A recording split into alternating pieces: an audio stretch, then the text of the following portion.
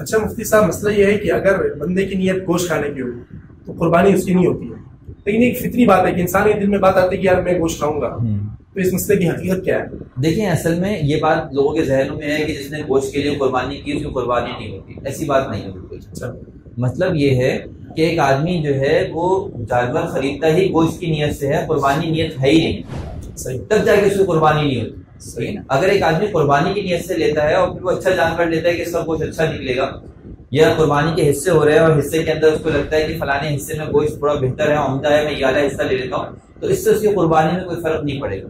سمجھ آئی؟ قربانی اس کی ادا ہو گئی. اگر ایک انسان قربانی کرتا ہی اس لیے کہ مجھے گوشت مل جائے اور وہاں قربانی کی نیت نہیں ہے، تو جا کے وہ قربانی ناقابل قبول ہے، وہ قربانی اللہ کے جائز نہیں ہے.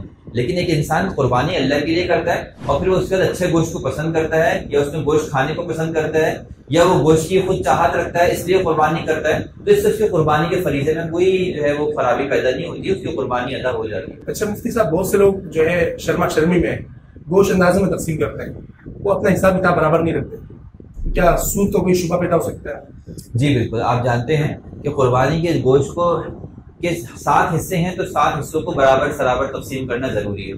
پہلے تو یہ بات سمجھنی چاہیے کہ 7 حصے ہونا بھی ضروری نہیں ہے. قربانی کے جانور میں 6 بھی ہو سکتے ہیں، 5 بھی ہو سکتے ہیں، 4 بھی ہو سکتے ہیں، اور ایک آدمی ایک قربانی کے اندر ایک پوری گائے بھی کر سکتا ہے. لیکن زیادہ سے زیادہ اگر آپ کرنا چاہیں تو ایک جانور کے اندر جو گائے ہے یا اونٹ ہے اس کے اندر 7 حصے تک کر سکتے ہیں.